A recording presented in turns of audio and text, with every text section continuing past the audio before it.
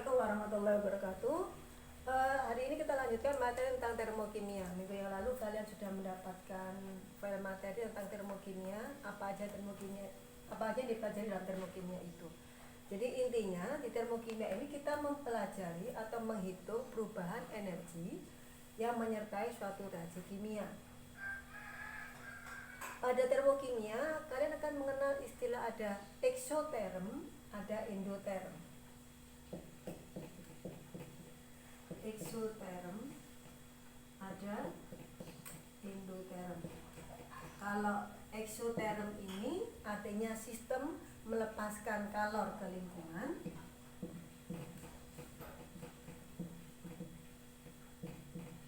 Sedangkan endoterm sistem menerima kalor dari lingkungan. Ciri yang mudah adalah bahwa reaksi eksoterm itu menghasilkan panas. Di lingkungannya ada kenaikan suhu.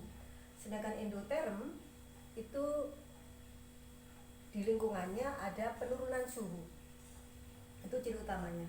Kemudian di termokimia, istilah untuk perubahan energi disebut juga dengan perubahan entalpi.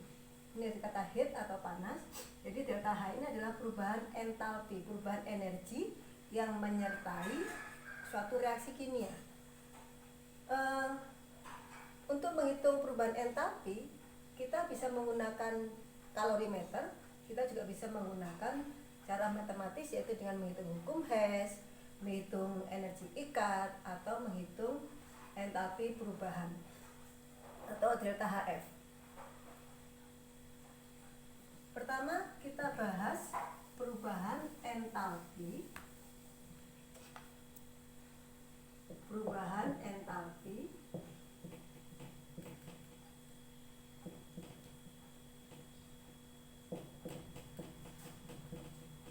dengan kalorimeter.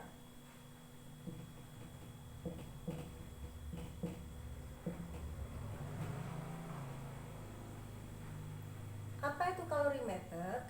Kalorimeter itu adalah alat untuk mengukur perubahan entalpi suatu reaksi. Jadi dia wujudnya seperti tabung berlapis, kemudian di sini tertutup dan di sini ada termometer. Jadi pertama zat akan dimasukkan ke tabung itu, kemudian akan dilihat suhunya, kemudian dicampurkan zat kedua, dilihat perubahan suhunya. Itu kalau cara kalorimeter. Kemudian dimasukkan ke dalam suatu rumus. Jadi untuk kalorimeter kita menggunakan rumus Q reaksi sama dengan Q kalorimeter plus Q larutan. Q kalorimeter rumusnya C delta T. Sedangkan ini min ya. Sedangkan ini adalah M C delta T, di mana C adalah kapasitas kalor, delta T adalah perubahan suhu,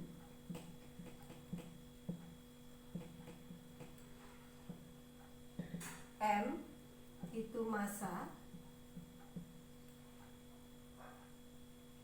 Jika dalam soal tidak diketahui massa tetapi diketahui volume, maka kita harus mengkonversikan dulu dalam rumus Rho sama dengan M per V. Tapi untuk air, karena Rho-nya sama dengan 1, maka M-nya dianggap sama dengan V-nya. Jadi kalau di situ tertulis sekian mililiter, maka itu dianggap sekian gram. Kalau tertulis sekian liter, maka dianggap sekian kilogram. Oke. Kemudian C kecil, ada perbedaan pertulisan di sini. Ini C besar, ini C kecil. C kecil itu adalah massa jenis, dan delta T-nya sama, yaitu perubahan suhu. Jika dalam soal diketahui lengkap kapasitas skalor dan massa jenis, maka kita tulis lengkap seperti ini. Tetapi kalau dalam soal hanya diketahui massa jenis saja, maka ini tidak perlu kita tulis, sehingga rumusnya Q reaksi sama dengan min MC delta T. Saya ulang, jika dalam soal diketahui kapasitas skalor dan massa jenis, maka rumusnya lengkap. Q reaksi sama dengan min C delta T plus MC delta T. Tapi kalau dalam soal hanya diketahui massa jenis saja, maka rumusnya Q reaksi sama dengan min MC delta T. Ini untuk Q reaksinya. Kemudian untuk menghitung delta H-nya, delta H sama dengan Q per mol. Di pause dulu. Oke, coba kita terapkan rumus perubahan entalpi dengan kalorimeter tadi pada soal yang saya share ke kalian lewat Edmodo, soal-soal termokimia. Saya ambil contoh soal nomor 5. Sebanyak 2 liter air, berarti volume air 2 liter, dipanaskan dengan pembakaran LPG dari suhu 27 derajat Celcius menjadi 75 derajat Celcius. Berarti delta T-nya 75 kurangi 27 sama dengan 48 derajat Celcius. LPG dianggap C38, MR-nya 44, dan yang terbakar sebanyak 44 gram. Seluruh energi dari pembakaran LPG digunakan untuk menaikkan suhu air. Jika diketahui massa jenis air 1 gram dan kalor jenis air 4,2 Joule per gram derajat Celcius, hitunglah besarnya perubahan entalpi reaksi pembakaran LPG. Oke, di sini ada data MR, ada data massa. Ini gunanya nanti untuk mencari mol, karena mol sama dengan massa per MR sama dengan 44 per 44 sama dengan 1 mol.